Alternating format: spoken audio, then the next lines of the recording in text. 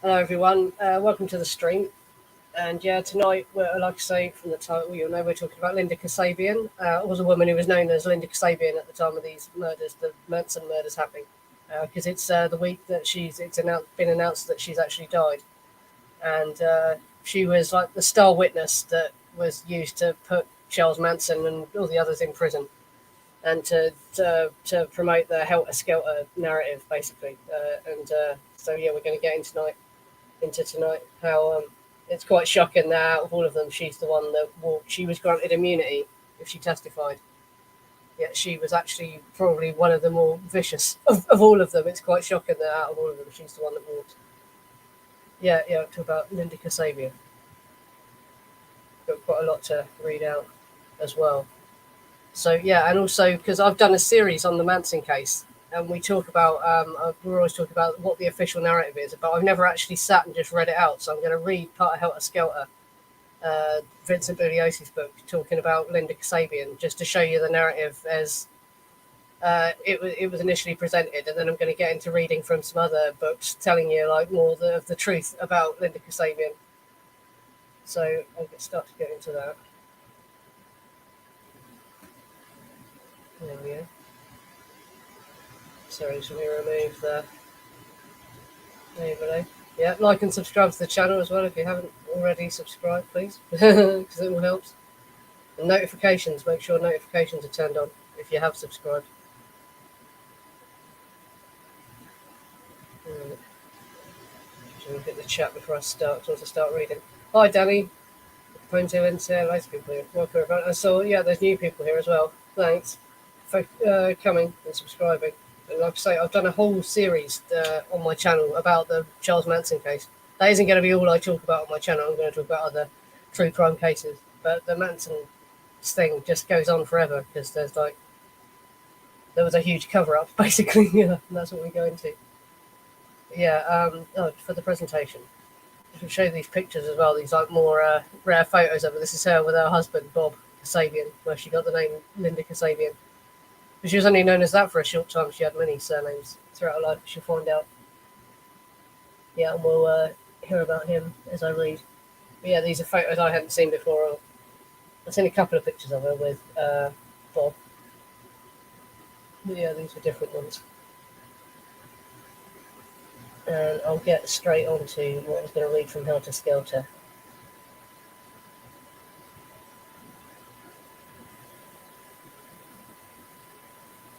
On March the 3rd, accompanied by attorney Gary Fleischman and some dozen LAPD and LASO officers, I took Linda Kasabian out of the civil brand. For Linda, it was a trip back in time to an almost unbelievable night nearly 7 months ago. Our first stop was 10050 Cielo Drive. In late June of 1969, Bob Kasabian had called Linda at her mother's home in New Hampshire, suggesting a reconciliation. Kasabian was living in a trailer in Topanga Canyon with a friend, Charles Melton. Melton, who had recently inherited $20,000 and had already given away more than half, planned to drive to the tip of South America, buy a boat, and sail around the world.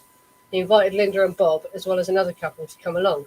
Linda, together with her daughter Tanya, flew to Los Angeles, but the reconciliation was unsuccessful. On July the 4th, 1969, Catherine Scher, aka Gypsy, visited Melton, whom she had met through Paul Watkins. Gypsy told Linda about this beautiful man named Charlie, the family, and how life at Spahn was all love, beauty, and peace. To Linda, it was as if the answer to an unspoken prayer. The same day, Linda and Tanya moved to Spahn.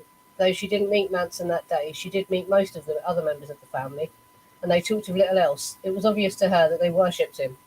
That night, Tex took her into... there's a note at the bottom here where it says, "My interviews with Linda Kasabian were not taped. Exact quotations from her are either from my interview notes, her trial testimony, or her narrative letters to me." So there's no tape of her saying any of this, right? So he could have just made all this up. Just so it's interesting to point that out. Right, now where was I? That same day, Linda and Tanya moved to Spahn. Though she didn't meet Manson that day, she did meet most of the other members of the family, and they talked to little else. It was obvious to her that they worshipped him. That night, Tex took her into a small room and told her far-out things. Nothing was wrong. It was all right. Things I couldn't comprehend. Then he made love to me, and a strange experience took place. It was like being possessed. When it was over, Linda's fingers were clenched so tightly they hurt. Gypsy later told her that what she had experienced was the death of her ego. After making love, Linda and Tex talked, Linda mentioning Melton's inheritance. Tex told her that she should steal the money. According to Linda, she told him she couldn't do that. Melton was a friend, a brother. Tex told her that she could do no wrong and that everything should be shared. The next day, Linda went back to the trailer and stole $5,000, which she gave to either Leslie or Tex. She had already turned over all her possessions to the family, the girls having told her what's yours is ours and what's ours is yours. Linda met Charles Manson for the first time that night. After all she'd heard about him, she felt as if she were on trial. He asked her why she had come to the ranch. She replied that her husband had rejected her. Manson reached out and felt her legs. He seemed pleased with them, Linda recalled. Then he told her that she could stay. Before making love to her, he told her that she had a father hang-up. Linda was startled by this perception because she disliked her stepfather. She felt that Manson could see inside her. Linda Kasabian became part of the family, went on garbage runs and had sex with the men. Creepy crawled a house and listened as Manson lectured about the Beatles, Helter Skelter and the bottomless pit. Charlie told her that the black man was together, but the white man was not. However, he knew a way to unite the white man. He said it was the only way, but he didn't tell her what it was. Nor did she ask. From the first time they met, Manson had stressed never ask why. When something he said or did puzzled her, she was reminded of this. Also, another of his favourite axioms, no sense makes sense. The whole family, Linda said, was paranoid of Blackie. On weekends, George Spahn did a brisk business renting horses. Occasionally, among the riders, there would be blacks. Manson maintained they were panthers, spying on the family. He always hid the young girls when they were around. At night, everyone was required to wear dark clothing so as to be less conspicuous, and eventually Manson posted armed guards who roamed the ranch until dawn. Gradually, Linda became convinced that Charles Manson was Jesus Christ. He never told her this directly, but one day he asked her, "Don't you know who I am?" She replied, "No, am I supposed to know something?" He didn't answer, just smiled and playfully twirled her around. Yet she had doubts. The mothers were not allowed to care for their own children. They separated her and Tanya. Linda explained because they wanted to kill the ego that I'd put in her. And at first I agreed to it. I thought that it was a good idea that she should become her own person. Also, several times she saw Manson strike Diane Lake. Linda had been in many communes, from the American Psychedelic Circus in Boston to Sons of the Earth Mother near Taos, but she'd never seen anything like this. And forgetting Charlie's commandment, she did ask Gypsy why. Gypsy told her that Diane really wanted to be beaten, and Charlie was only obliging her. Overriding all doubts was one fact: she had fallen in love with Charles Manson. Linda had been at Spahn Ranch a little over a month when, on the afternoon of Friday, August the 8th, 1969, Manson told the family, "Now is the time for Helter Skelter." Had Linda stopped there, supplying that single piece of testimony and nothing else, she would have been a valuable witness. But Linda had a great deal more to tell. That Friday evening, about an hour after dinner, 7 or 8 members of the family were standing on the boardwalk in front of the saloon, where Manson came out and, calling Tex, Sadie, Katie and Linda aside, told each to get a change of clothing and a knife. He also told Linda to get her driver's license.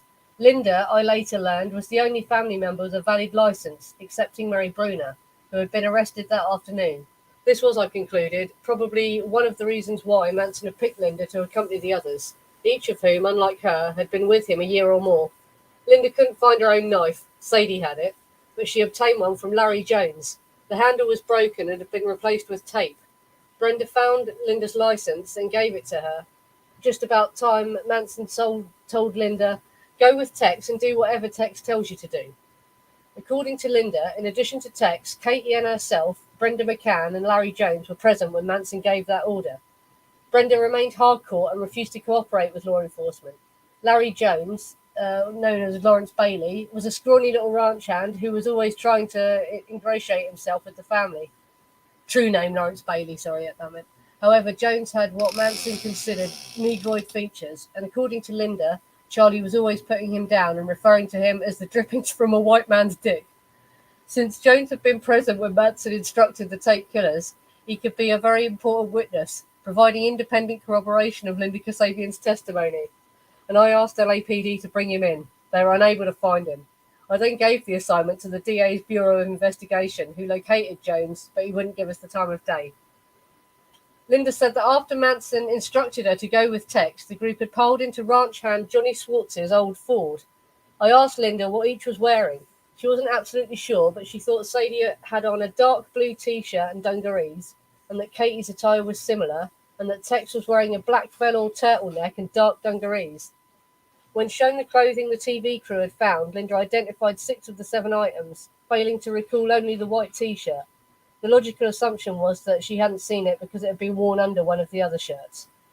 What about footwear? I asked. The girls, she believed, were all barefoot, she thought, but couldn't be sure that Tex had on that Tex had on cowboy boots. A number of bloody footprints had been found at the Tate murder scene.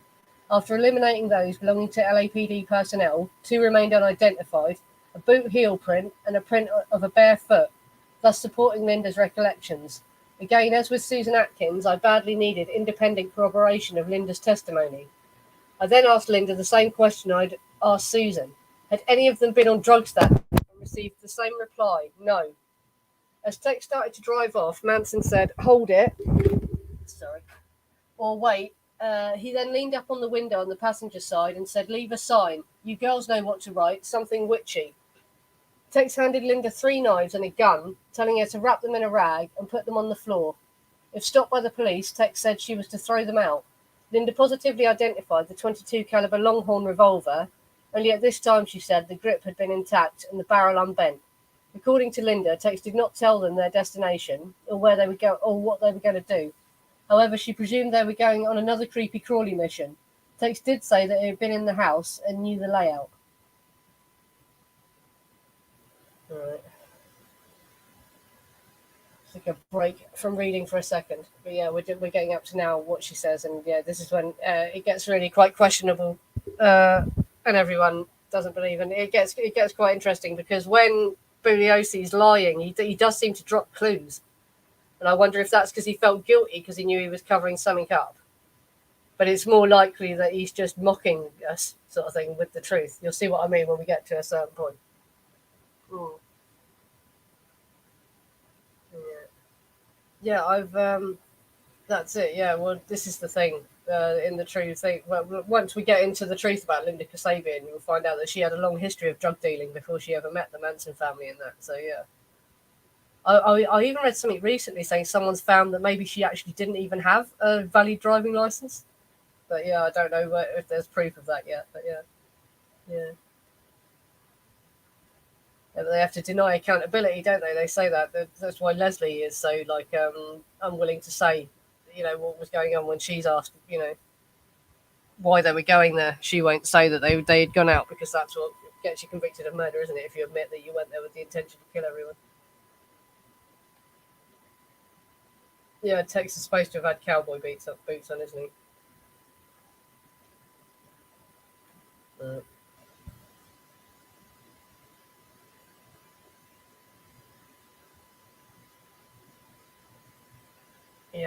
Yeah, it's a good point. Like I say, when we get into reading from the other books I'm going to read from, I've got so much to read out tonight.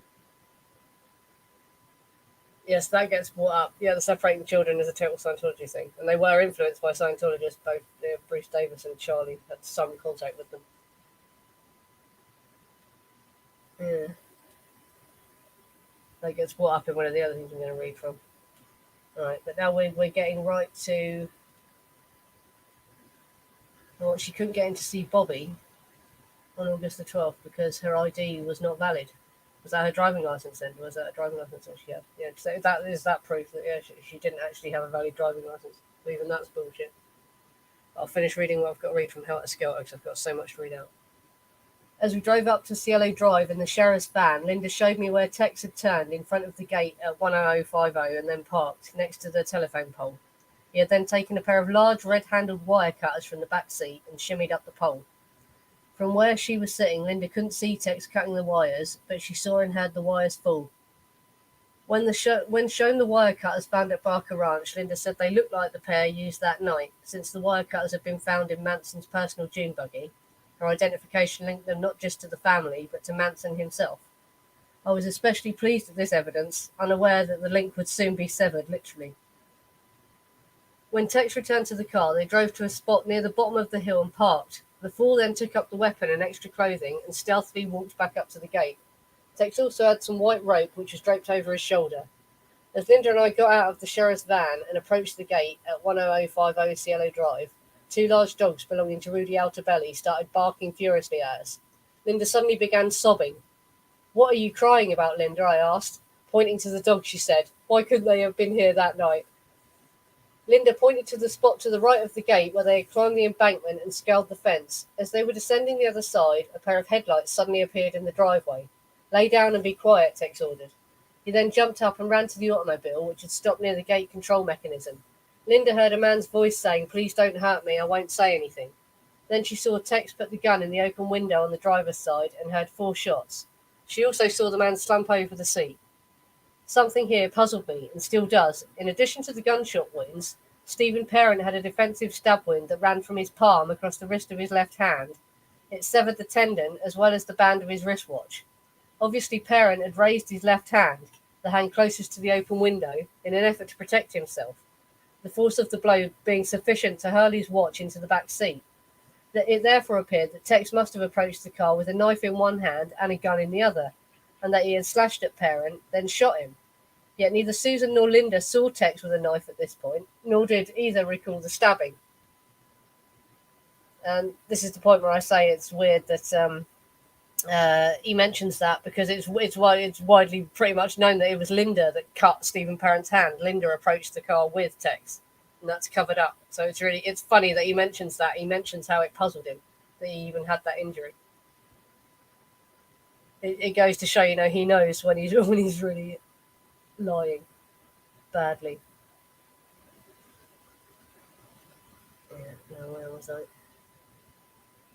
Linda saw Tex reach in the car and turn off the lights and ignition. He then pushed the car some distance up the driveway, telling the others to follow him. The shooting put her in a state of shock. Linda said, "My mind went blank. I was aware of my body walking towards the house. As we went up to the driveway, I asked Linda which lights had been on that night. She pointed to the bug light on the side of the garage and also to the Christmas tree lights along the fence. Little details, yet important if the defence contended Linda was fabricating her story from what she had read in the papers, since neither these nor numerous other details I collected had appeared in the press. As we approached the residence, I noticed that Linda was shivering and her arms were covered with goosebumps, though it wasn't cold that day. Linda was now 9 months pregnant, and I slipped off my coat and put it over her shoulders. The shivering continued, however. All the time we were on the premises, and often in pointing out something, she would begin crying. There was no question in my mind that the tears were real and that she was deeply affected by what happened at this place. I couldn't help contrasting Linda with Susan. When they reached the house, Linda said Tex sent her around the back to look for an unlocked window or door. She reported that everything was locked, though she hadn't actually checked. This explained why they ignored the open nursery window. Tex then slit a screen on one of the front windows with a knife, though the actual screen had since been replaced. Linda pointed to the correct window. She also said the slash was horizontal as it had been. Tex then told her to go back and wait by the car in the driveway. Linda did as he was told. Perhaps a minute or two later, Kate came back in and asked Linda for a knife. This was the knife with the taped handle, and told her, "Listen for sounds." A few minutes later, Linda heard horrifying sounds coming from the house. A man moaned, "No, no, no," and then screamed very loudly. The scream, which seemed continuous, was punctuated with other voices, male and female, begging and pleading for their lives. Wanting to stop what was happening, Linda said, I started running towards the house. As she reached the walk, there was a tall man, just coming out of the door, staggering, and he had blood all over his face, and he was standing by a post. And we looked into each other's eyes for a minute, I don't know however long, and I said, "Oh God, I'm so sorry." And then he just fell into the bushes. And then Sadie came running out of the house, and I said, "Sadie, please make it stop. People are coming," which wasn't true, but I wanted to make it stop. And she said, "It's too late." Complaining that she had lost her knife, Susan ran back into the house. Linda remained outside. Susan had earlier told me and the grand jury that Linda had never entered the residence. Turning, Linda saw a dark-haired woman in a white gown running across the lawn. Katie was pursuing her, an upraised knife in her hand. Somehow the tall man managed to stagger from the bushes next to the porch onto the lawn, where he had again fallen. Linda saw Tex hit him over the head with something. It could have been a gun, but she wasn't sure. Then stab him repeatedly in the back as he lay on the ground. Showing a number of photographs, Linda identified the tall man as Voytek Frykowski, the dark-haired woman as Abigail Folger. Examining the autopsy reports on Frykowski, I found that 5 of his 41 stab wounds were to the back. Linda turned and ran down the driveway. For what seemed like maybe 5 minutes, he hid in the bushes near the gate, and then climbed the fence again and ran down Cielo to where they had parked the Ford. "Why didn't you run to one of the houses and call the police?" I asked Linda. "My first thought was get help. Then my little girl entered my mind. She was back at the ranch with Charlie. I didn't know where I was or how to get out of there." She got in the car and had started the engine when all of a sudden they were there. They were covered with blood. They looked like zombies. Tex yelled at me to turn off the car and to get over. He had a terrible look in his eyes. Linda slid over to the passenger side. Then he started in on Sadie and yelled at her for losing her knife. Tex had pulled the .22 revolver on the seat between them. Tex had put the .22 revolver on the seat between them. Linda noticed that the grip was broken, and Tex told her it had smashed when he hit the man over the head. Sadie and Katie complained that their heads hurt because the people had pulled their hair while they were fighting with them. And Sadie also said the big man had hit her over the head. And the big girl, it was unclear whether she meant Sharon or Abigail, had cried for her mother. Katie also complained that her hand hurt, explaining that when she stabbed, she kept hitting bones. And since the knife didn't have a regular handle, it bruised her hand. "How did you feel, Linda?" "In a state of shock." "And how about the others? How did they act?" "As if it was all a game."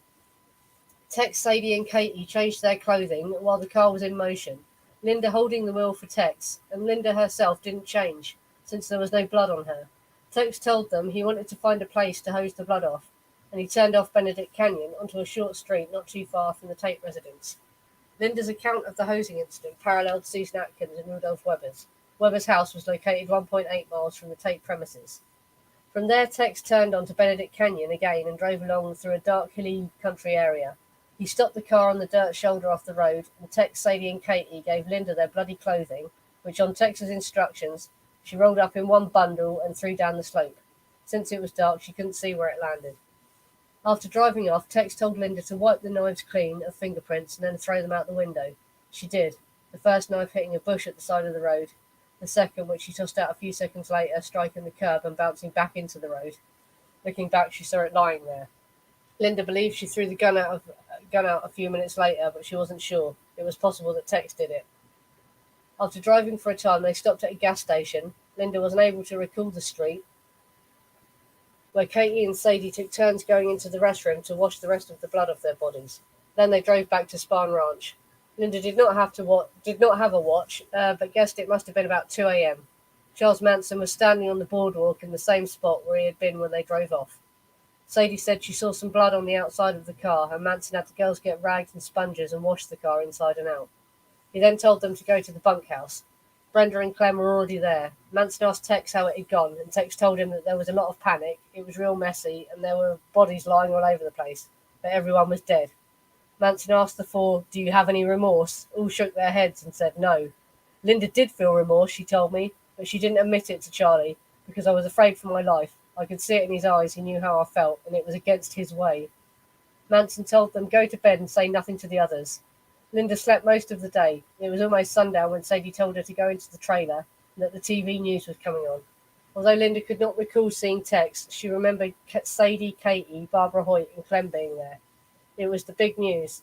For the first time, Linda heard the names of the victims. She also learned that one, Sharon Tate, had been pregnant.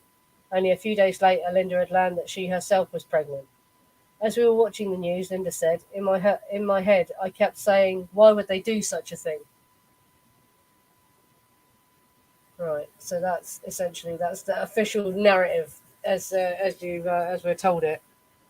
But basically, there's a lot that suggests that Linda Kasabian would have taken part more in the crimes than they're saying there, and he just needed to portray someone basically as more saintly to justify letting them off in order, in exchange for testifying against Charles Manson. I'll get into that when I read out. But yeah, there's so much like I say, when we talk about Linda Kasabian's true personality, it just sounds so unlike her that she'd stand around crying and all that sort of thing. And it just sounds very well so formulated and made up, doesn't it? As you read it, it just sounds too perfect. And another thing I noticed as well was the they talk about Frykowski falling into the hedge on the porch. And is that to try and explain why there's the broken bushes there? But that blood is actually Jay's blood. It wasn't Frykowski's blood. And no one got up from falling there. You can see, from how much blood is there. Someone just laid there and bled for quite a period of time. But it sounds like that's trying to explain why the bushes were broken and why there was some blood on the porch. Perhaps. Yeah, it just all... Sorry, he's looking at the chat for a second. This is the thing, because doesn't a buck knife have a flat edge? Because when I read the autopsy reports, they don't talk about the knives having a flat edge like a buck knife would have. A buck knife has a flat edge, doesn't it? It's not. Yeah, well, that's it. That also makes me laugh as well. That they were that stupid. All he had to say, fucking. But there isn't a single woman that hasn't got some kind of issue. That doesn't make a man psychic and able to read your fucking mind if he says, "Oh yeah, you've obviously got some kind of issue with your father." That doesn't make him a mind reading genius. You know what I mean? Especially if she's come to a ranch like that, you know what I mean? And she's hanging out with these sorts of people. She's obviously got some issues. It's pretty easy. Yeah, he did, didn't he? He does look like it. An old man.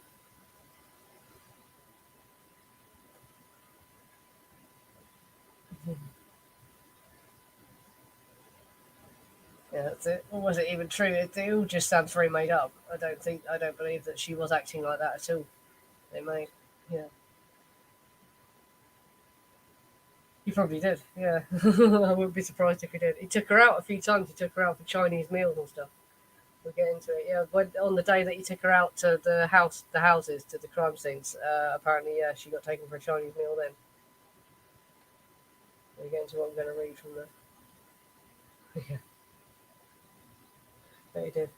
And also, yeah, well, they met again because whenever she was being interviewed on TV, he appeared with her, didn't he? To make sure she didn't say anything wrong, I suppose, yeah. Yeah. And he did have a the poolcaster about to do a live stream as well about Bugliosi and all the dirt there is on him and what a shady dude he actually was.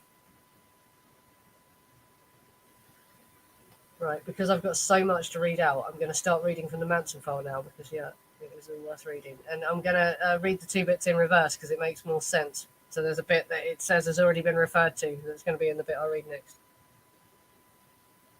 Basically. Right. Give me a second to find it. It just makes more sense because I've been talking about the court case if I read this bit first.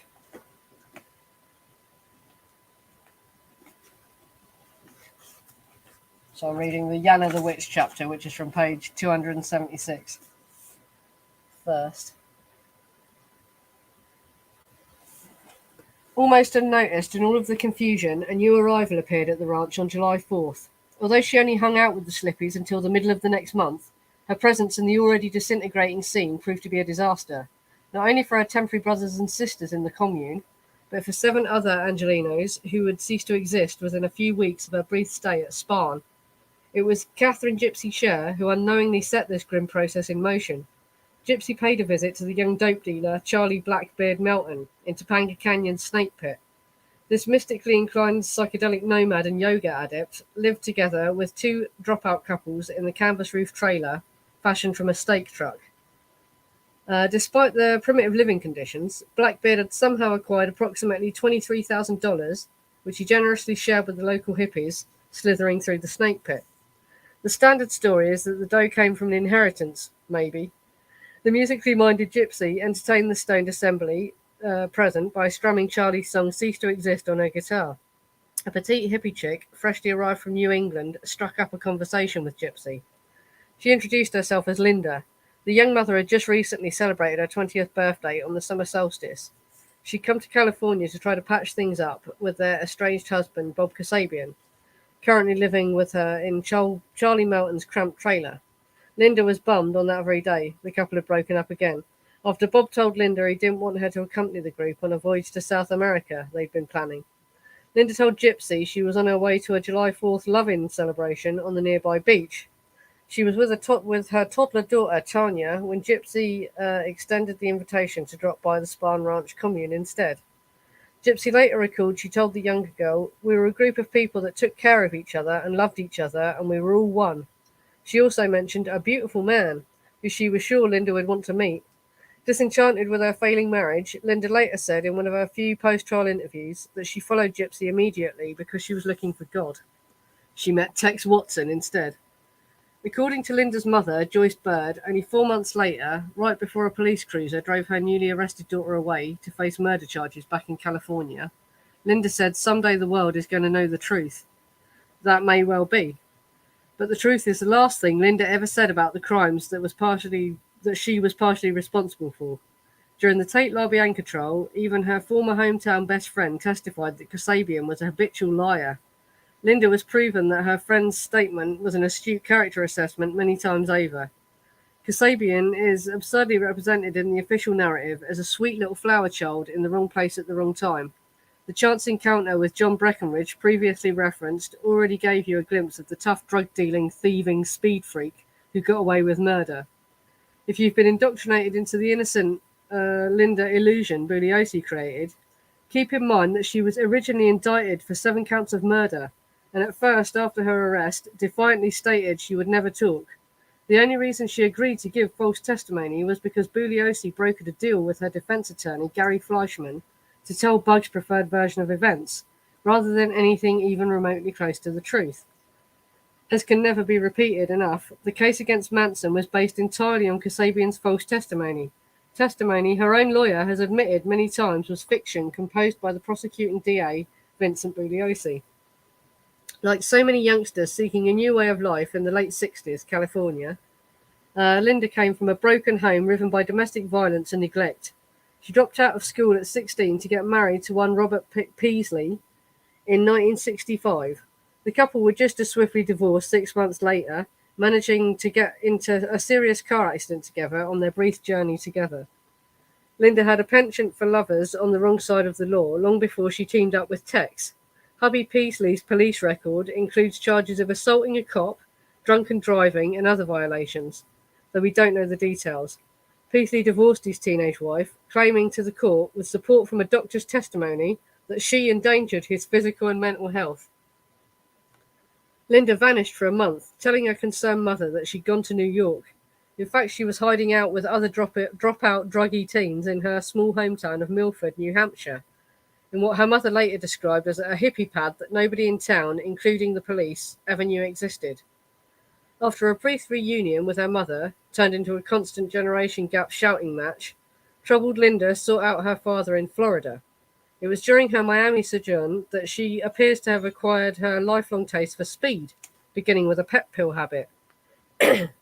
Even the court testimony Kasabian was cleared to present, which was supposed to make her seem like a trustworthy witness, presents a clear picture of her as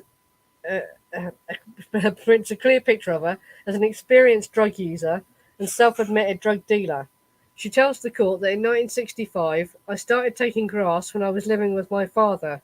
Then right after that, I moved out and started taking heavier drugs." Asked how she managed to live after that, she answers, "Selling drugs, or just people would give me money. I had a boyfriend." She testified she was arrested in 1967 in Boston in the presence of a drug addict and being present when drugs were found. And "Oh, I think I had some capsules of speed in my pocketbook." Kasabian recalled how in the same year she went to the apartment of a stranger hippie in Haight-Ashbury who turned me onto speed with a needle for the first time. Although the Tate LaBianca murders have gone down in history as the first LSD killings, in fact the long-term speed use of principal instigators Watson and Kasabian makes them rather typical examples of amphetamine-fueled violence. During the trial of her crime partner Tex Watson, Linda testified that she started dropping acid at Sweet 16 and soon added mescaline, psilocybin, peyote cactus, morning glory, and of course speed to her chemical repertoire. The star witness Bugliosi later cast as a pure heroine fallen among Manson's mind-controlled monsters was arrested with 4 men in what her mother described as yet another hippie pad on April the 14th, 1967, during a raid by the federal agents and local police in a Boston drug den. The cops nabbed some $20,000 worth of acid, pot, and amphetamine pills. Due to her youth, Linda eluded imprisonment. The record shows that Linda was involved with high-level big-stakes narcotics trafficking a full 2 years before she ever came into contact with Joe Sebring, Charles Watson, or Voytek Frykowski. At 17, she married again, this time to fellow flower child Bob Kasabian, who impregnated her. They were wedded in a hippie ceremony held at Boston's American Psychedelic Circus, one of many communes Linda drifted through on her stone search for meaning. The newlyweds' child, the aforementioned Tanya, saw the light of this world in March 1968 in Venice, California, where the Kasabians had moved to the groovier, if smoggier climes than stuffy old Boston. At some point during this LA stay, Linda befriended Harold True, a sardonic 29-year-old UCLA college student working on his master's degree.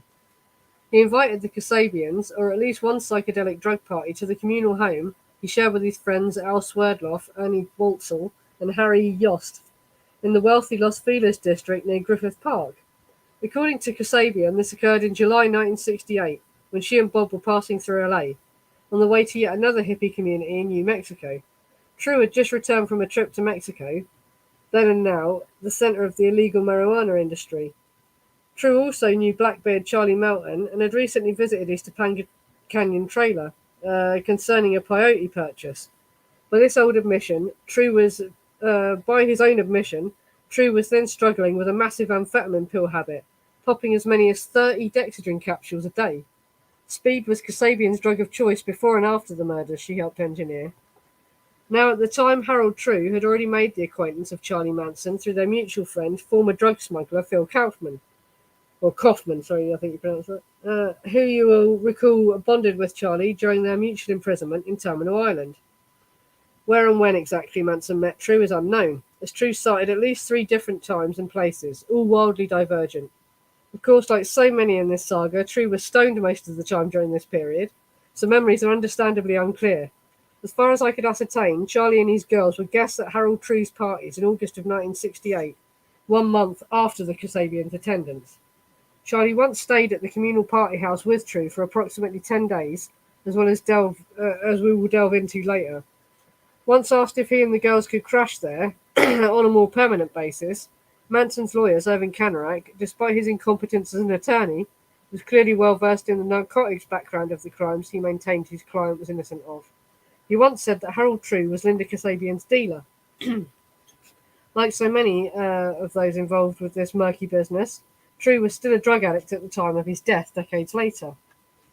Nobody has ever claimed that Linda ran into the Manson commune a year before she moved into the Spahn Ranch, but a full explanation of the mutual Kasabian-Manson-True's connection significance remains one of the more intriguing puzzles of the case. Of course, what's even more significant to the crime, the True dwelling, is 3267 Waverly, that Linda and the Manson commune visited separately the same year, was right next door to the house on 3301 Waverly Drive, then owned by the widowed mother of Lino LaBianca. Charlie sometimes claimed he and the other guests wandered from the True house in the neighbouring LaBianca home. It was vacant to bull chicks. There may be some truth to this, but as far as I can determine, LaBianca's mother still lived there for most of the time that Charlie attended the True's drug parties. Lino LaBianca visited his mother there often, so it's not out of the question that Charlie may have run into him at that time. The next year, Lino and his wife Rosemary would move from their residence on Woking Way, the former residence of Walt Disney, to take over the now infamous Waverly address. By that time, True and his buddies hadn't lived on Waverly since their lease ran out in September of 1968. We can only speculate as to how this prior presence of both Kasabian and Manson at True's Waverly home in 1968 ultimately led to Kasabian driving Charlie, Tex, Sadie, Clem, Leslie and Pat to the LaBianca's house next door on August the 10th, 1969. In one post-trial interview with case researcher Judy Hanson, True cryptically said that Linda was from some other trip. The context of his statement tending to disassociate her from the Manson commune. Unhappy in her second marriage, Linda sulked back to her hometown of Milford, New Hampshire, where she was promptly arrested again, this time for a minor but in retrospect relevant violation, charged for driving without a valid driver's license. Considering Bugliosi's later lie that the almost complete stranger Linda was chosen by Manson to be a chauffeur of the CLO Waverly Death Squad, simply because she was the only slippy in possession of a driver's license. It's no wonder this little detail was not deemed worthy of bringing up to the jury's attention. In fact, the reason Linda drove to the Polanski and LaBianca residence was because the crimes committed there were partially at her volition. Catherine Gypsy Scher once recalled that Kasabian selected 10050 Cielo Drive as a target on August the 8th, 1969, because she and Charles Watson knew the house well. Some researchers of the crime speculate that when Kasabian boasted to friends back east that since moving to Los Angeles she'd stayed in a movie star's home worth $250,000, she may have been referencing the Polanski residence. It is not at all unlikely that in the course of their drug dealing negotiations, the undiscriminating Voytek Frykowski may have invited the party and promiscuous young drug dealer to spend the night at Cielo Drive when he was occupying it. Sorry, may have invited the pretty and promiscuous young drug dealer. Relentless wanderer Linda was lured back to LA from New Hampshire when her husband urged her to reconcile with him. She found Bob camped out on the makeshift trailer in Topanga Canyon with Charlie Blackbeard Melton, who it should be noted was already well acquainted since 1968 with some members of the Manson commune, especially Paul Watkins, whom he'd visited with Charlie at the Spahn Ranch. Melton also already knew Bummer Bob Beausoleil as a Hollywood character, independently of the Spahn set. Even Bugliosi had to admit connections between supposed good hippie Melton and the bad Spahn slippies in Helter Skelter as long ago as 1974.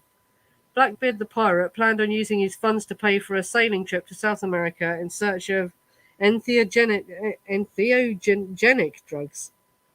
Melton invited Linda, Bob, baby Tanya, and another ecology-minded hippie couple, the Otterstroms, to accompany him on this inner space odyssey. Another incestuous entanglement. Mrs. Otterstrom worked at Topanga's famous Canyon Cafe, operated by a beautiful black-clad bohemian Susan Escovedo, the old lady of Charlie Manson's admirer Neil Young, immortalized in his song Cinnamon Girl. Melton had the poor sense to leave a thick bankroll of his cash planned to fund the sailing trip in his ill-protected gypsy caravan trailer. This lapse in judgment soon proved to have fatal consequences, stretching from Topanga Canyon to Benedict Canyon. Gypsy brought the new long-loved Linda to Spahn, only to find that Charlie wasn't there that day. Linda's daughter Tanya was brought to a separate shack that served as a communal kindergarten. She was to be raised according to the approved Mansonian child-rearing method, influenced by the Scientology precept that children should have little contact with their parents, lest they be negatively imprinted. Parents, he theorized, distorted their children's natural autonomy and innate wisdom. At this time, Charlie quite seriously told visitors to the ranch that his infant son, Sunstone Hawk, aka Michael Valentine Manson, was the true leader of the commune. According to Linda, she experienced plenty of 4th of July fireworks. She claimed the brief visit she'd agreed turned into a 2-day orgy. If we are to believe her, by the time Tex, Bruce Davis, Steve Clem Grogan, Danny DiCarlo and Beausoleil had their way with the wholesome-looking young mother, she was ready to stay for good. Charlie, after reading this in the 2011 edition of the book, forcefully denied her account to me. As far as he knew, Kasabian became exclusively enchanted with Watson on the first day of her arrival. Both Tex and Linda described their almost immediate sexual union as mind-blowing fusion. Recalling their epic bawling in a Spahn Ranch shack, Linda later recalled Tex was gruff and greasy, but he just always had this beautiful smile and those beautiful eyes. I was attracted to him, and he kind of had me from that first night. Charlie disapproved of the traditional monogamous unions, so the couple's new rapture with commune protocol rankled him. Watson was still smarting from his bitter breakup with Rosina Kroner, a romantic rupture over an abortion that led directly to the vengeful Tex ripping off his ex during the Crow episode, just 4 days before he hooked up with Kasabian. Linda, too, was dissatisfied with her husband, Bob. In Linda, Tex found this new main squeeze and crime partner whose experience in the drug-dealing trade matched his own. One of the corrections to my previous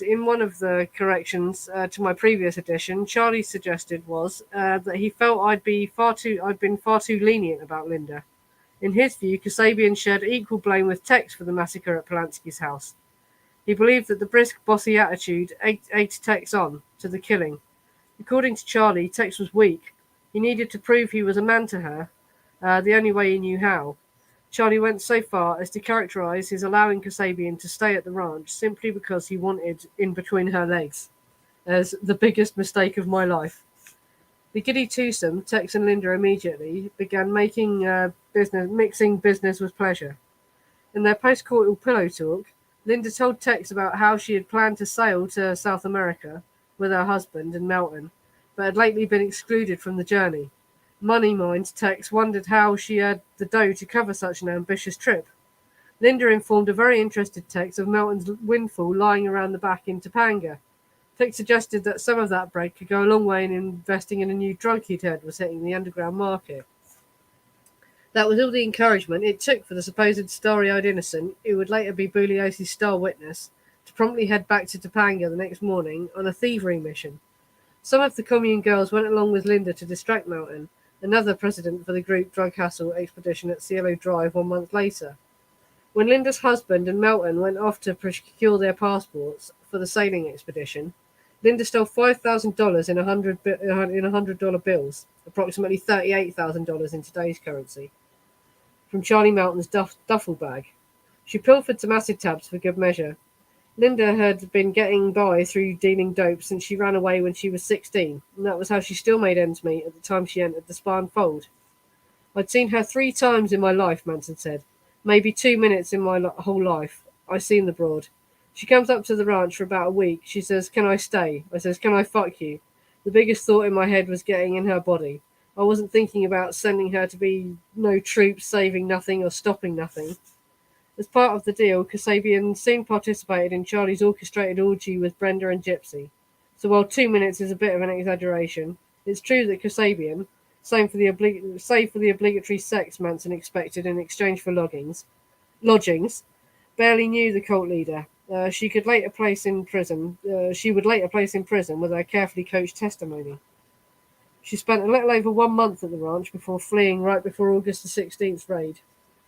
The idea that Manson would have entrusted the practical stranger Kasabian, whose loyalty and criminal know-how he had yet to be demonstrated, to carry out such a risky venture as the fictional Helter Skelter was imagined to be, is one of the unlikeliest aspects of the myth. Linda was, however, a frequent companion of Watson in that time. Tex was more and more on the outs with Manson. He was starting to see how drastically the crow shooting had altered his life. Kasabian soon replaced the apparently expendable Rosina Krona as Tex's partner in crime, and it was in that capacity that she became the getaway driver for the Cielo caper. As we'll see, Kasabian, who'd already proven herself capable of robbing her own friend, Charlie Melton, had a vested interest in participating in the Cielo Drive drug robbery, which had nothing to do with igniting the Black-White Revolution, mentioned so frequently at the trial. With her arrival on the 4th of July, the entire cast for the coming cataclysm had been assembled. Catherine Capistrano Gillies, one of the most honest commune survivors among the few who remained loyal to Manson, consistently expressed her hatred of Kasabian. Gillies characterized Kasabian as a troublemaking interloper and an outsider instrumental in destroying the commune she never really fit into. Cappy never failed to make it clear in her few public statements that in her view the angry and spiteful Linda was the key instigator of the murders. Though Gillies never did state precisely what she thought Linda's motive was, Cappy shamelessly admitted many times that she regretted not being invited to go along for the slaughter. According to Manson, the shrewd Bugliosi later twisted Kasabian to testify against him by threatening to have Tanya taken away by social services if she didn't comply. In 1970, Phil Kaufman, then very much involved in the goings-on for the Mansons' arrest, confirmed that the prosecution had exerted pressure on several of the girls to support their case against Manson as the Helter Skelter preaching cult leader with this tactic. Twice they took Mary Bruner's child away. They took Sadie's and they took Linda Kasabian's. Now they're going to give back Linda's and drop all the charges against her. They took Linda to a Chinese dinner. The assistant district attorney took her out of jail last week, took her out to the scene of the 2 alleged crimes, and on the way back bought her a Chinese dinner in a restaurant. They're dropping the charges if she gives them information. Why Kasabian agreed to spout the nonsense she put forth in court is easy to understand. She faced a stark choice: a Chinese dinner and complete immunity, or a last meal in the gas chamber. It's easy to cast aspersions on the treacherous characters of Kasabian, Atkins, Bruner, and many others. who swiftly agreed to turn mostly manufactured state's evidence against Manson. But it must be kept in mind that these young women, unversed in attorney tactics, had been subjected to tremendous pressures by a ruthless prosecution team, willing to do whatever was needed to accomplish their aims. Manson may have strived to create a new Cosa Nostra with all of the attendants' ironclad loyalties that implies, but he learned to his peril there's a good reason why the mob doesn't make a habit of placing 19-year-old girls on a permanent acid trip in positions of trust. The more experienced criminal associates of Sebring and Frykowski, on the other hand, were practiced in playing the game and knew how to maintain absolute silence. So yeah, a lot to unpack there. That's it. Yeah, well, she's clearly way more involved in drug dealing than she, and also, Bugliosi made out that she didn't want to go back and rob her friend and that, but no, the evidence, the real evidence suggests she would do that willingly to get the money in order to do things. Yeah, all that bloody Chinese food. Did the taxpayer pay for that, do you think, or did Bugliosi spring for that from his own pocket? Yeah, Boggs was the one that used the mind control, yeah. Well, he put words in their mouths. Well, the bit I'm going to read out next, my throat nearly went during that. Sorry, I hope I was speaking clearly. Got a bit of a sore throat, and I started to not be able to speak. Could you all hear me clearly? Was that all right? Yeah, the next bit I've got to read out is long as well.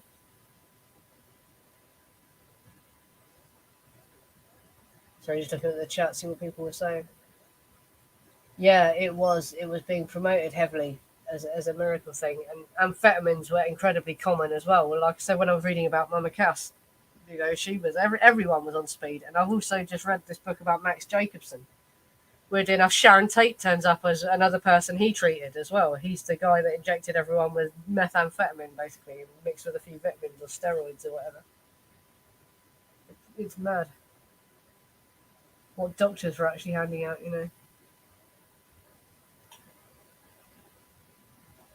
What has Tom O'Neill been to Mexico? Yeah. Yeah, I want to know what he found out, yeah.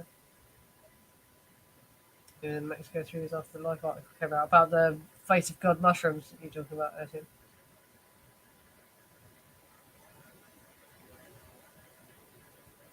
That's a good point. Does anyone know if Paul Watkins knew him? I don't know. Oh, yes, and the murder of Bernard Crowe got mentioned quite a bit there as well. Check out my stream on the Bernard Crowe killing of Bernard Crowe. Well, no, they didn't kill him. Sorry, he wasn't murdered. But he was shot. The shooting of Bernard Crowe. He lived. They thought he was dead, apparently.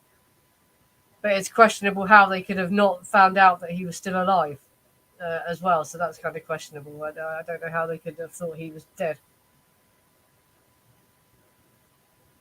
But yeah, check out my stream about the Bernard Crowe thing. And we found the real pictures of Rosina because there was a fake picture of Rosina going around for ages that wasn't actually Rosina. And she's portrayed as like a innocent-looking little hippie girl, when actually she's a slightly older, tough-looking woman. When you see the actual pictures of her. Yeah, that's what he said, isn't it? I think he said he is a college student.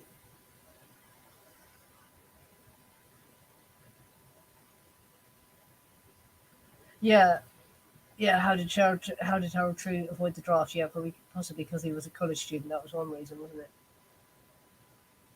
So, if you examine the psychiatry report for Tex Watson at this point as well, he was really, really badly messed up.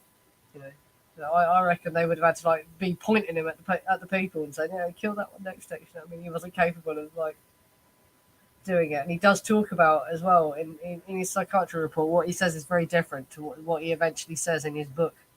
Because he never speaks in court either. The account of him walking in and saying, "I'm the devil, we're here to do the devil's business," and all that comes later from his book. If you read what he actually said when he's asked about it in his psychiatry report, it's all he walked in the front door. There was no cutting the screen and going in a window and climbing over the fence. They just walked in the front door. He walked in the front door with Susan. He says twice. He says that to a psychiatrist on different occasions.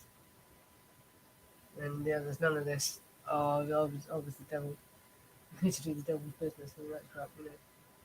The whole thing changes.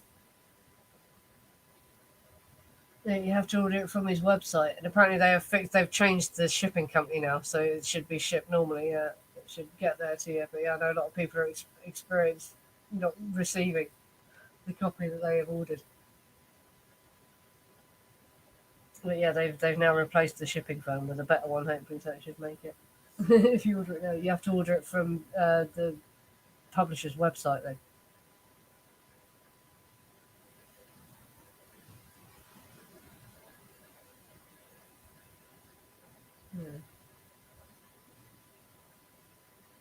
Yeah, I know. I can see a lot of people saying this. Yeah, I've always and there is a purple scarf found with blood on it somewhere near the door. It makes more sense that they would be using that if they were trying to tie someone up, doesn't it? Or that might be what they wrote with the blood in. Yeah, that's it. She was definitely, and we'll get more into that when I start reading out the next bit.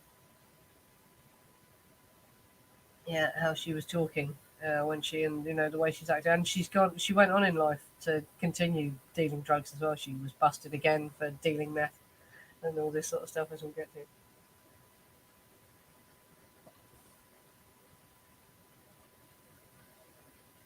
It is just really quite shocking.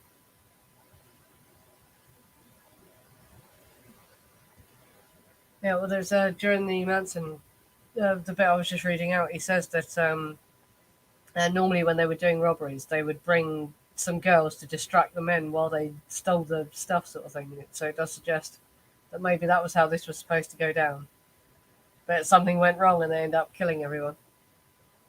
We'll get into that, but it's like, yeah.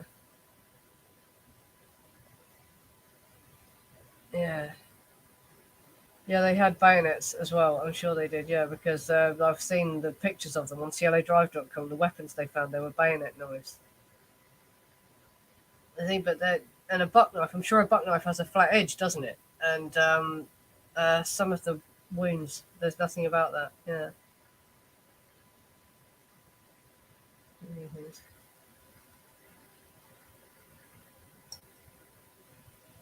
Mm.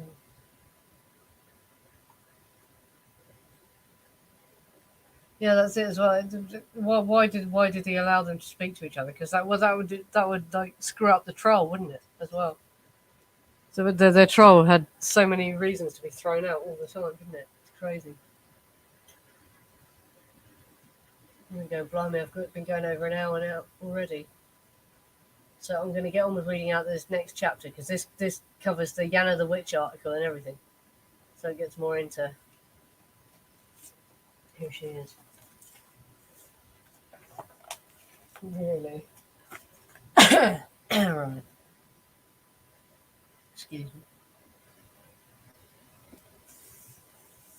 This is the Ventriloquist Dummy chapter, which is on page 186 of the Manson file. Nearly 2 years later, did the supposedly innocent and angelic Spahn Ranch newcomer, Linda Kasabian, need any lessons in criminality from Manson, who she barely got to know in the scant 6 weeks she spent among the Slippies? Like Atkins, Kasabian, despite her youth, came to the commune with a wealth of thieving and drug dealing experience behind her. In fact, as we will explore, Kasabian's entrance into communal life was her robbery of some $5,000 from her own husband's best friend. No cult leader was needed to brainwash the seasoned criminal trio of Watson, Kasabian, and Atkins to brutally settle a drug burn. Even when the court testimony meant to present Linda as the only good witch among the wicked ones, she admits when asked how she managed to live during an adolescent sojourn in Miami, that her income came from selling drugs, or just people would give me money. I had a boyfriend. The three young thuggies, Sadie, Tex, and Yana, were more than capable of the deadly deed of their own volition.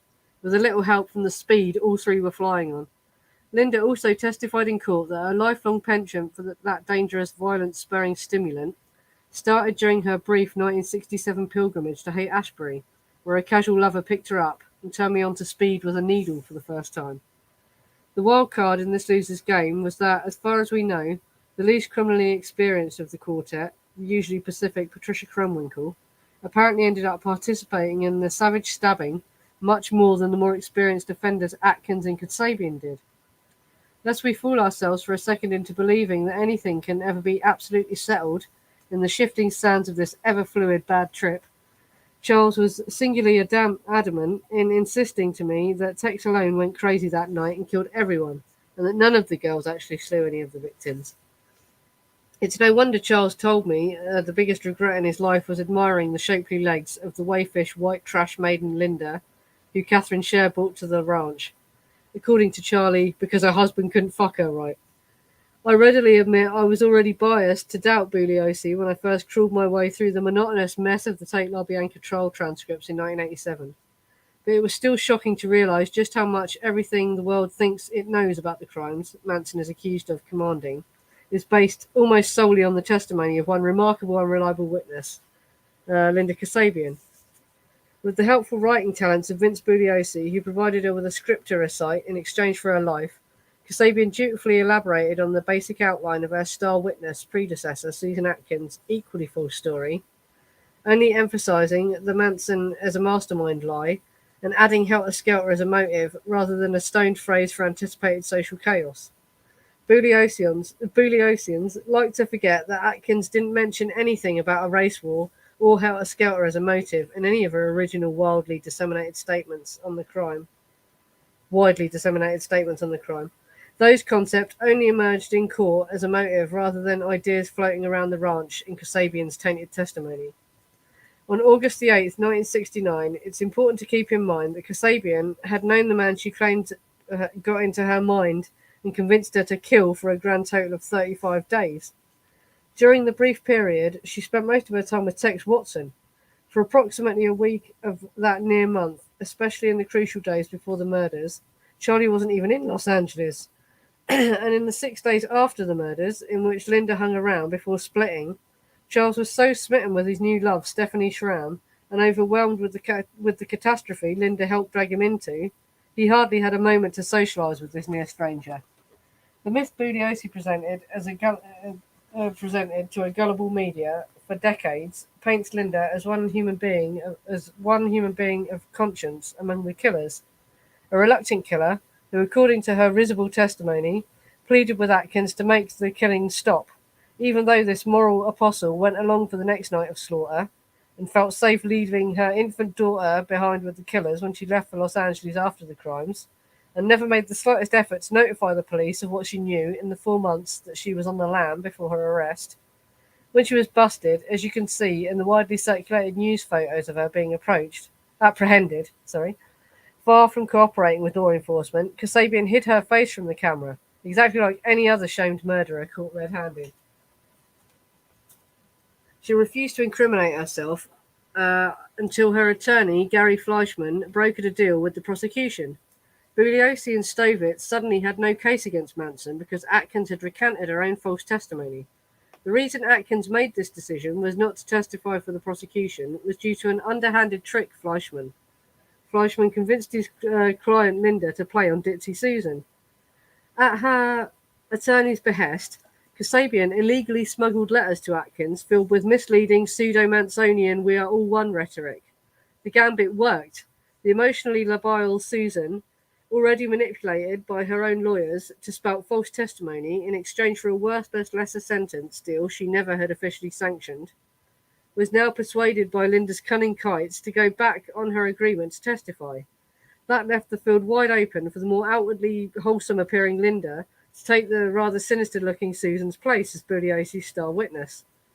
Fleischman explicitly stated that while Linda's original statement to him about the murders was scary, it bore no resemblance to Bugliosi's narrative, and specifically did not include any reference to Helter Skelter.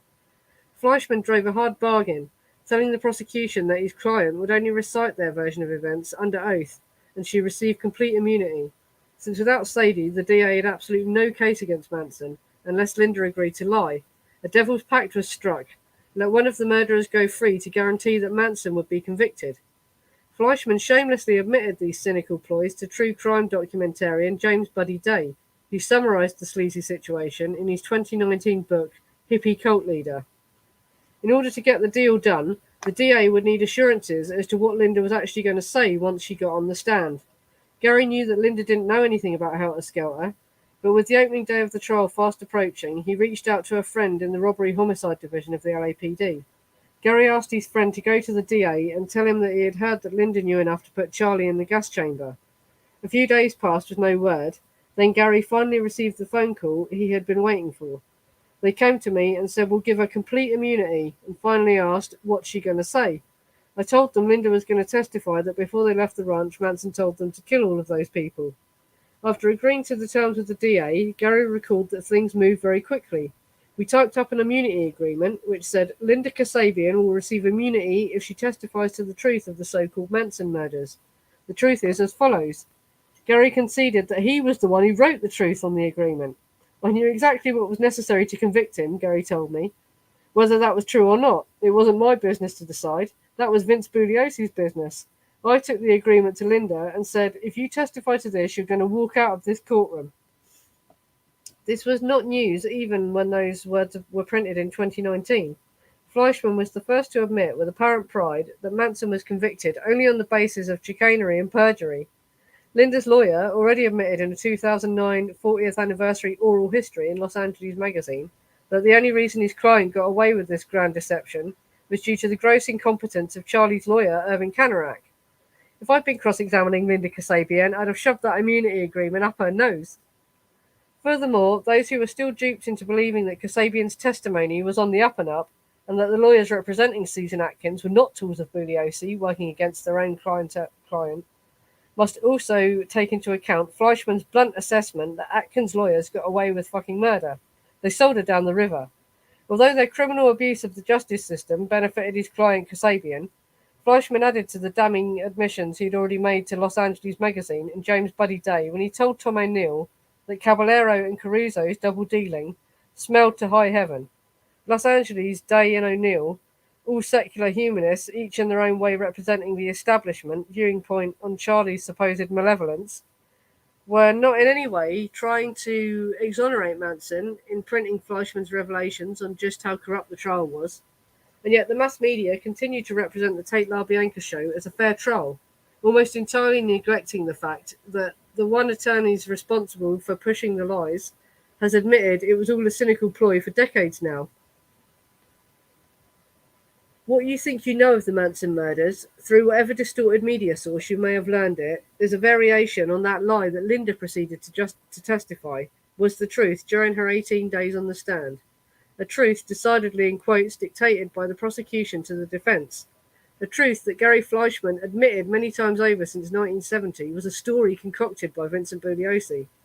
Because this lie was the only way to get Manson gassed. I don't know if Bugliosi knew or cared just how central Linda was to the planning of the Cielo robbery when he made this bargain. His careful monitoring of Kasabian's few interviews since her testimony lead me to believe that he knew very well he needed to hold her hand to make sure she didn't let any of the real truth slip. The truth that doesn't have quotes around it. Charlie, Susan Atkins, and Catherine Cappy Gillies were all adamant that Linda, the one guilty party Bugliosi let free, far from being the most innocent of the crew, was just as responsible for the slaughter as her co-conspirator Tex Watson. Lynette Fromme pointed out in her memoirs that the pejorative word pigs only entered the commune to the coarse, angry newcomer Kasabian. Goodbye Helter Skelter, author George Stimson cites Charlie on the same theme. She was stealing and calling people pigs and disrespecting people. Another source in the commune provided a more subtle but no less telling confirmation of Kasabian's character and key role in the murders. Sandra Good, in Lynette Frome's 2018 memoir Reflection, recalled that she only learned that her fellow commune sisters Katie and Sadie were among the unknown culprits in mid-September. Good maintained, as she does to this day, their move was for Bobby. In this regard, one detail in her statement is worth focusing on. If the assault on Cielo Drive was solely motivated by the girls' plan to replicate Beausoleil's murder of Hinman, then surely this scheme meant that everyone in the home targeted would be sacrificed for Bobby's freedom. And yet Katie and Sadie, when telling Good what they witnessed at Polanski's House of Horrors, assure her that Linda was becoming frantic as death became a reality to her, a reality she had thought she could face. Her panic generated more energy and haste to get out and leave no one alive to call the police. Italics mine. Yeah, that's written in italics. This description of Linda's frantic decision to kill everyone presents accords more with Manson. The description of Linda's frantic decision to kill everyone present accords more with Manson and Atkins' later claims that the original intention was not homicide, but that a planned robbery turned lethal, and that all witnesses to the failed caper were spontaneously slain in the resulting panic. Charlie also emphasized many times, as Good seems to suggest, that it was Linda who pushed the weak-willed Tex to kill so savagely that night when things got out of hand. If some still insist that Linda was the noble, honest heroine who saved us from the evil cult leader, even after learning that Kasabian's own lawyer admitted several times that his client knowingly gave false testimony, composed by the prosecution, they must also pretend to ignore other damning evidence in plain view for over 50 years. Even before Kasabian perjured herself, a young Harvard University student named James Breckenridge publicly provided posterity with a portrait of the real Linda Kasabian, as he encountered her immediately after the cunning drug dealer split the Too Hot for Comfort scene at Spahn on the 13th of August. In the early morning of August 14th, 1968, less than a week after Kasabian's plan to get revenge on Frykowski ended in a bloodbath, then captivating all of America's attention, Breckenridge thumbed a ride on a desolate road in the remote town of Gallup, New Mexico. An old white Volvo bearing a trio of hippies stopped to pick him up. At the wheel was a sharp-faced woman. In the back seat, two long-haired men. Breckenridge soon observed hostility between the passengers and the driver. They sensed she was driving a stolen vehicle. They agreed to head off to a commune the girl knew in Taos. Breckenridge noted the crude ignorance of this haunting, strange wild girl. She called herself a witch. Yana by name. Her name used to be Linda before the devil rechristened her, when he cut all my hair off. At the time Breckenridge wrote this, the ritual tonsure Charlie held for his witches a month earlier was not yet known to anyone outside his circle. When the hot car broke down, requiring them to hitchhike another ride, Breckenridge remarked that there were a lot of freaks on the road, so surely a fellow hippie would probably pick them up soon. He complained that the straights were less hospitable. This inspired the intense witch of a girl to observe, "Yeah, they're killing people like that out in LA." "Like what?" he asked. "Pigs that try to act like freaks." Is there any doubt that she's referring bitterly to the privileged jet-setters at Cielo Drive, who swathed their moneyed lives in the freaky trappings of the counterculture who burnt her on MDA? Only 5 days after she helped instigate the murders, her still seething personal animus against the butchered pigs belies the idea that she stumbled into a plot to kill random strangers. In a preachy tone, we can recognise as the condescending proletizing of the girls in Charlie's commune. Kasabian said to Breckenridge that death is just a hallucination. When a driver dared not stop to pick up the quartet of hippies, Kasabian ran after the offending car, squinted at it, telling her new companion, "You see, I just killed them. I can do that because I'm a witch. It's easy. You just close your eyes and erase them. And when you open your eyes, poof, they're dead." Along with her equally vengeful temporary lost soulmate, Watson, Linda, Yana's innately, along with her equally vengeful temporary lost soulmate Watson, Linda/Yana's innately vindictive nature played a big part in the vicious retaliation at Cielo Drive. "She talked about death frequently," wrote Breckenridge in his March 1970 article in the Harvard Crimson. "She explained how it doesn't matter if pigs were killed because they were going through changes, that they would be incarnated as beautiful people that much sooner." Kasabian blithely admitted to her companion of a few hours to using stolen credit cards, one of the chief methods of the Spahn commune used to maintain their precarious existence. Before she vamoosed from Los Angeles, Bruce Davis let Linda borrow a stolen credit card in the commune's collection. If there was any doubt as to her identity, Linda/Yana also spouted some of the Mansonian musings about the coming race war and Hopi legends of bottomless pits in the desert that Bugliosi would soon twist into a motive for murder. As the wanderers get to know each other, Linda tells her life story, her birth in New Hampshire, her failed marriage, her joining the devil and his gang in LA. The gang, she says, were the ones who got me into a whole new world of lovemaking. She enthusiastically describes cutting capers with her friends. These are clearly creepy crawling, breaking and entering exercises. Charlie and expert burglar Bill Vance taught the commune to practice far from the condemning Manson on his commune or expressing any remorse. She praised them. When they go skinny dipping in a pool near some Indian hot springs, Kasabian reassuringly tells Breckenridge, "I've decided not to kill you." Linda's not satisfied with the Teos commune when they finally reach it. Too many N-words, she grumbled to the liberal college student. To her daughter, Tanya, who she left back in LA in the custody of baby killers, she says without sentiment, in one of those self-justifying twists of pseudo-esoteric logic she specializes in, that she'd given it back to itself. She departs in search of her husband Bob, who she'll soon be reunited with when she makes her courtroom appearance, presenting a much more benign persona than the kill-crazy hater of pigs Breckenridge encountered.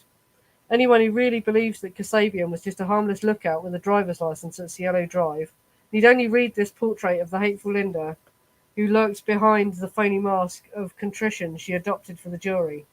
By all accounts of those who have encountered her in Tacoma, Washington, where she now lives, Kasabian still exhibits this same snarling, venomous manner. Kasabian did eventually make a brief, risky return to Los Angeles to retrieve tiny Tanya.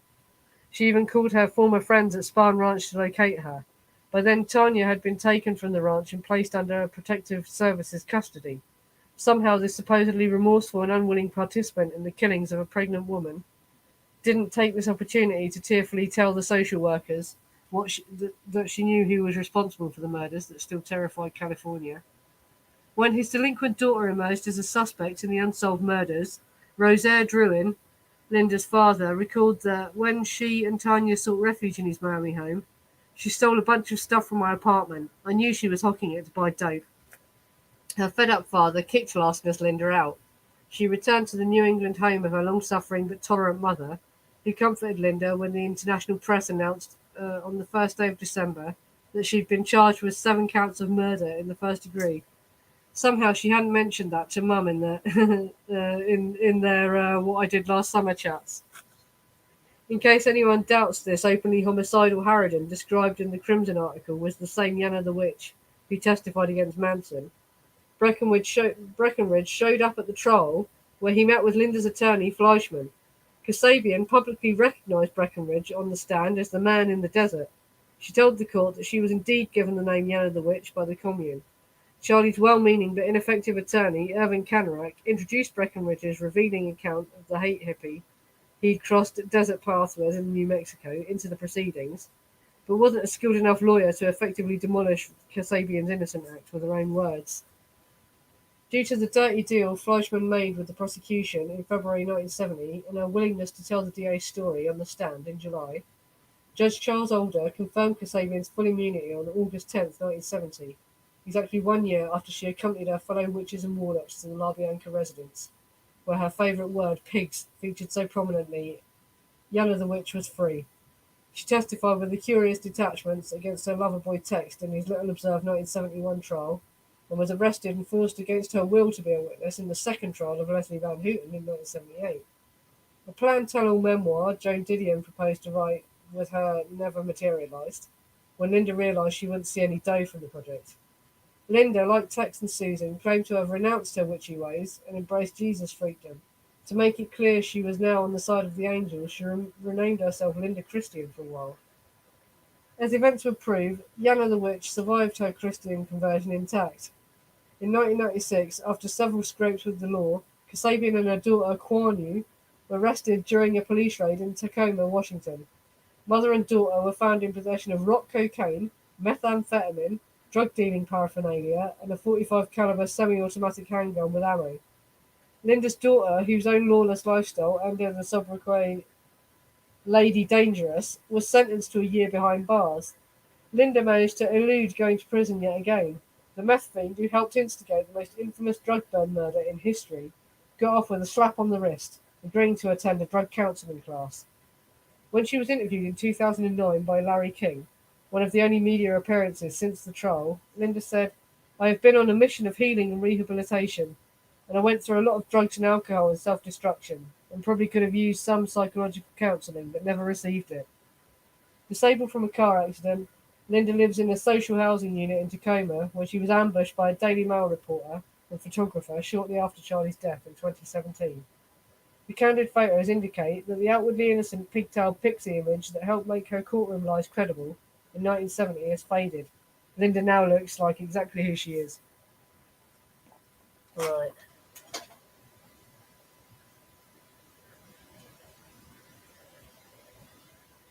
And I was going to actually read out a bit from Squeaky's book, but there's no need to now because that's actually included in that chapter. Yeah, the basic thing is Sandy says in Squeaky's book. Well, I'll give you the page number so you can find it if just in case. I know there's people watching that probably do have her book. It's page 467 where Sandy talks about but she says the thing about Linda. It was Linda panicking that made them kill everyone at Cielo Drive, and they originally hadn't saved. They originally hadn't intended to murder everyone. It was supposed to be just a robbery. Yeah. So yeah, well, there was a lot of drugs they took because they talk about so many different drugs in Charles Watson's psychiatry report. The amount of drugs that they was all doing. It was really really common at that time. Though everyone was, and like people didn't realize how bad they were. They learned from what happened to people's brains after this decade how bad for drugs, how bad for you things like speed were. And she went on to continue drug dealing her whole life and was busted again, and her kids went to prison for it, didn't they? And all that. It's crazy. Yeah, people like you see bigger YouTube channels than this, and they're still spouting her testimony and not questioning it. It's like people need to question this. She died before she. Well, I think the immunity deal she got, she couldn't be tried again for it anyway, so she would have always escaped justice. But she could have publicly said something, couldn't she? Yeah, but it's interesting how much her lawyer, and apparently in that the documentary everyone's calling the Rob Zombie documentary, it's called Manson, the Final Word, and he only narrated it, he didn't produce it and find all the people to interview and all that. But apparently in that her lawyer's interviewed and he talks about how crappy her testimony was a load of bullshit. He admits he wrote it, so it was actually her lawyer that wrote it, not Bugliosi. Like I say at the beginning, I read out, what it says in Helter Skelter, and that all just sounds cobbled together, and there's different bits to back up different holes in the evidence. Like her describing Frykowski coming out the door and falling into the hedge suggests that was there just to explain why there was the broken bushes. And yeah, the weird thing he says about parent, how isn't it weird that, there's no explanation for this cut on her hand. On Stephen Parent's hand. And that's because it's widely thought that it was actually Linda that cut his hand. Linda got to the car first, and he was reaching to start the car or something, and that's when she cut his hand. But the cut was on the palm of his hand, apparently, as if he was putting his hand up. So maybe when he saw her pull the knife, he put his hand up. Yeah, horrible. But it's widely believed that it was actually Linda that cut Stephen Parent. She wasn't an innocent bystander that just stood there going, "Oh my God, I'm so sorry." And people are still spouting it. Bigger channels. They're not looking into it. Yeah, she's really good at certain angles in certain pictures. Well, any woman can look good with the right angles and the right lighting. It's all just about the angles, isn't it? And the lighting. She's got a very pointy face. Yeah, they talk about having a pointy face, don't they? Yeah. But it depends what you like in a woman's face, doesn't it? Some people like the pointy looking faces, don't they? I don't know.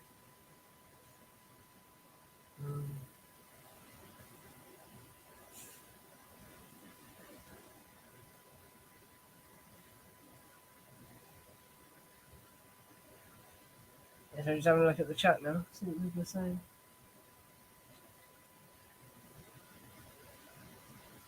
Yeah, this has been going for ages now, so I'll probably end this and go to an after stream soon. I wanted to, get some audience responses to all this stuff.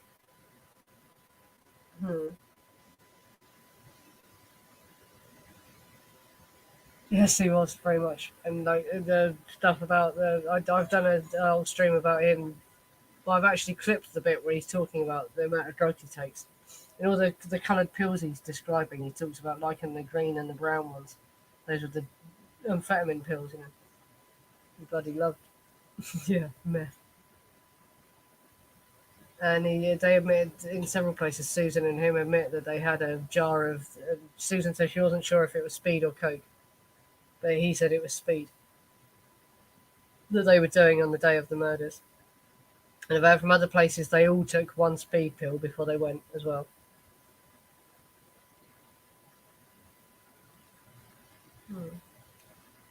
This is it as well. The thing about them being eco-terrorists and that, like they never ever like went to any environmental protests or did sit-ins where trees were going to be cut down or anything like that, did they? All they've ever done is like try and shoot the president. Like, how was that help the environment? You know, you never hear of them actually doing anything to support the environment, other than I suppose the way they live, trying to live, more sustainably, and eating food from dumpsters, recycling food, and that, preventing food waste, maybe. But yeah, if it's all if it's all about Atwal, which is all about saving the planet, why didn't they actually do more environmental work? Go and clean oil off seagulls when there's an oil spill and all that kind of crap. You know, you never hear of them actually doing anything like that, do you?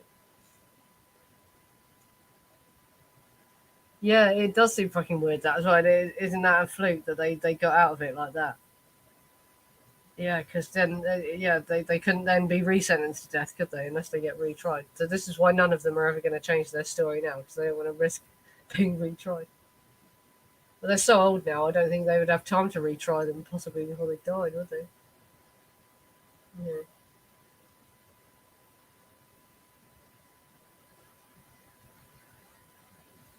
Yeah.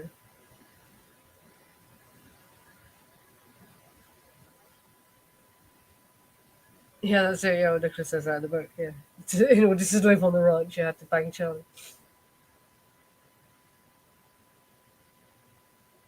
Yeah. Yeah, well, he spent most of his life in prison, didn't he? So he only had access to women for a short amount of time, didn't he? Really, 6 years of his life was the only time he spent with men. Yeah, he seems to have had a very intense affair with Dennis Wilson. Apparently, he really loved Dennis Wilson. And Peter Falk, weirdly enough, as well. Yeah, the Columbo. His nickname for him was that ass. Apparently. Yeah.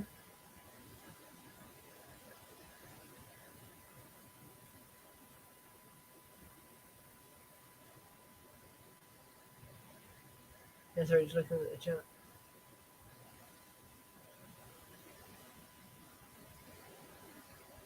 Hmm.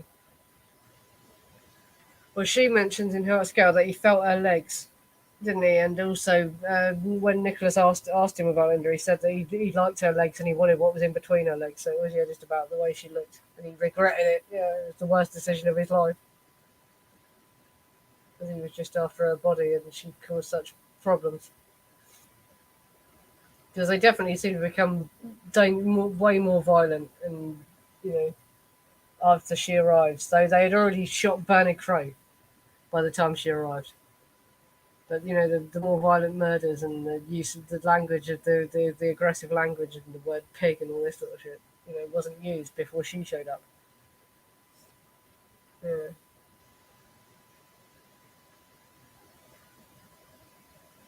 Yeah, but that's the thing. But if you read how well she recites it, as well, it does show that it's kind of learned. Yeah, she learned the thing, and it was over days, wasn't it, as well? So she had like one night to learn each day what she had to say next.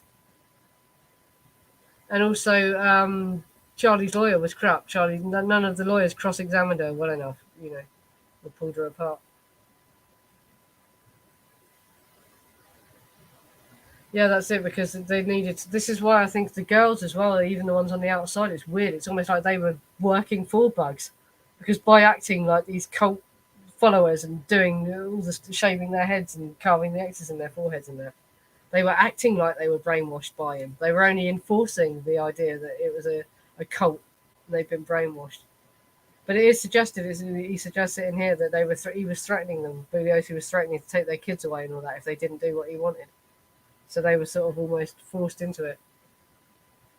But all of them, they didn't help Charlie at all. They made it look like they were being mind controlled by him by doing all this crap, didn't they? Yeah. Yeah, this is the other thing as well. Yeah, if Helter Skelter's real, why did they stop? Why didn't they just carry on until the war started? That's the other thing, isn't it? No, that's what I was thinking of. There's a few things. Mm,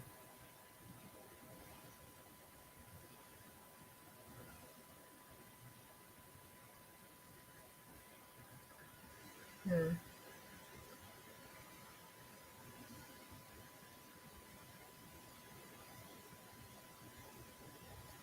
It is weird, isn't it? It's well, those because there's so many things. The other big problem that I have with the trial is as well in the Helter Skelter narrative, and Joel Fort, the only psychiatrist that looked at all of them, declared they all had folie psychosis.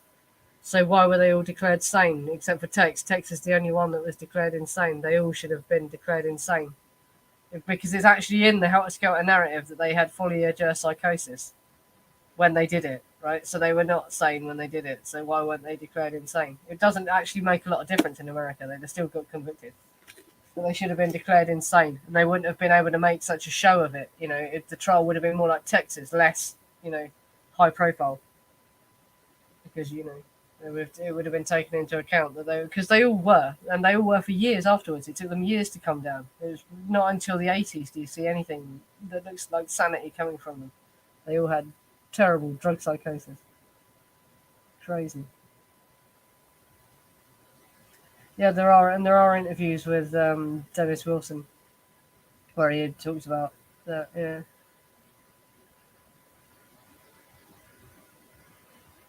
yeah.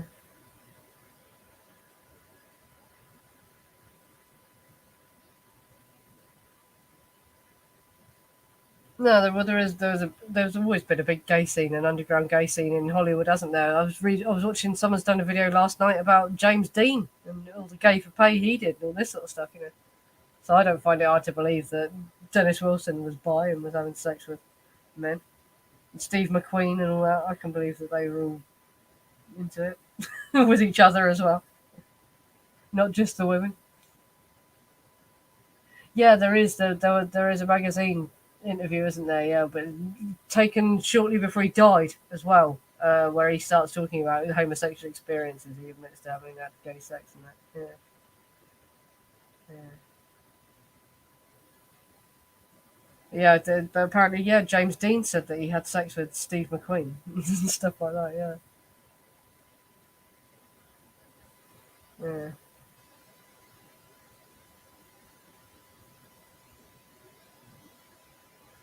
Yeah, well, she had good reason to be doing it. She was trying to avoid getting the gas chamber, wasn't she? She'd walked free if she did it right.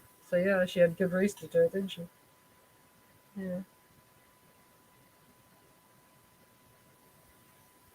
Yeah, that's it. Yeah, well, I want to know what happened to Tanya more as well. Yeah, so not Linda threw her under the bus, don't you? Yeah, I was trying to find out what happened to her. I think she went to prison as well, didn't she? The Tanya girl, because that's not the daughter that she was busted with, is it? That's mentioned in the Manson file, who she's busted with, and they had crack and methamphetamine. That's a later daughter, I assume. Yeah, cool. All right.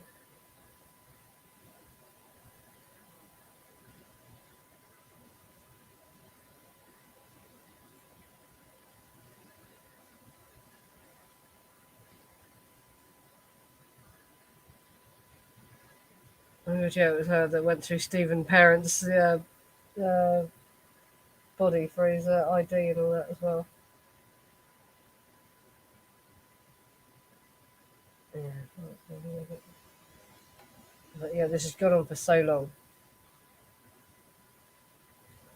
But Marlon Brando and Richard Pryor had a sexual relationship. I mean, interesting. Yeah.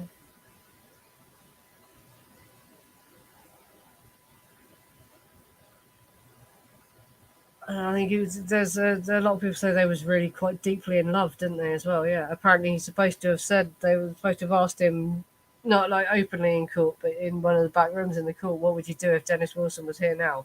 And he's no, yeah. What would you say to Dennis Wilson if Dennis Wilson was here now? And he said, if Dennis Wilson was here now, I would not say anything. I would just make love to him. Was supposed to have been Charles Manson's response to that question.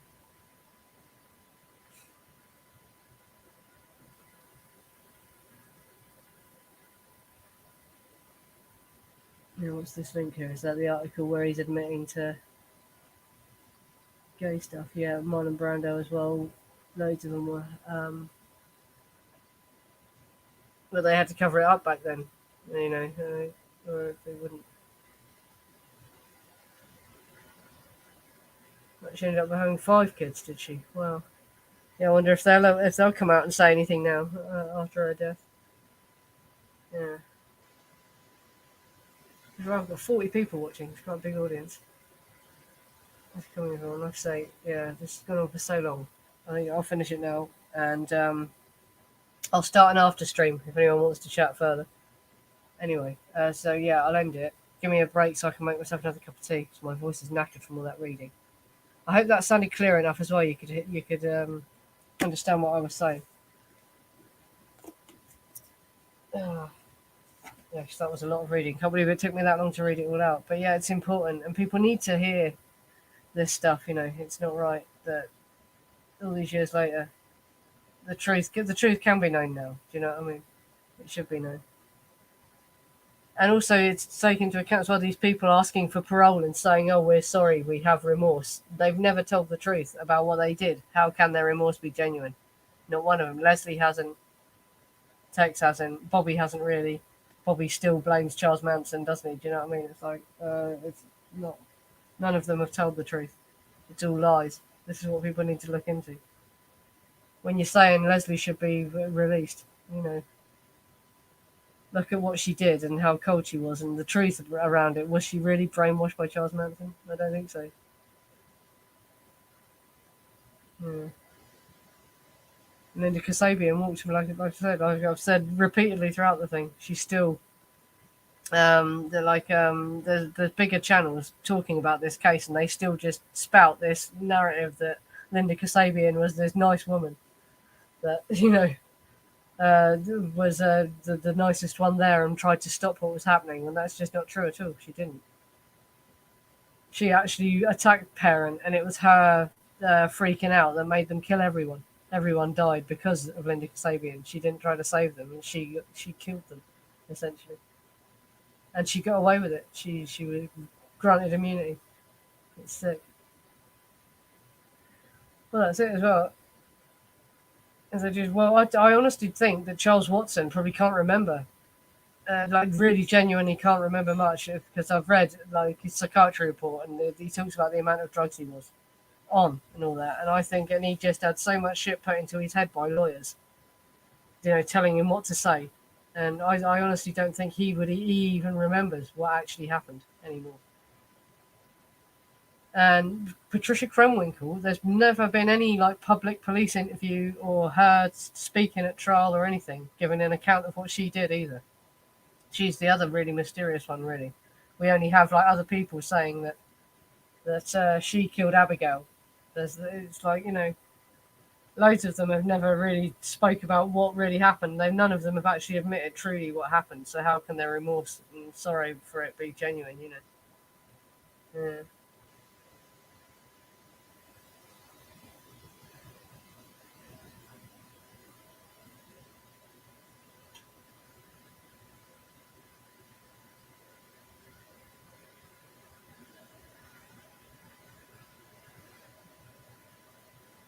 Yeah, there's an article where he talks about homosexual experiences. Is that the one?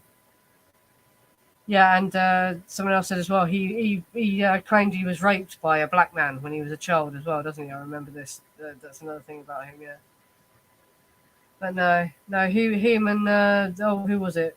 Melcher and another guy were the golden penetrators, weren't they? And they would just shag anything basically. They didn't care. They were indiscriminate, whether it was a man or a woman. Anything that laid down long enough.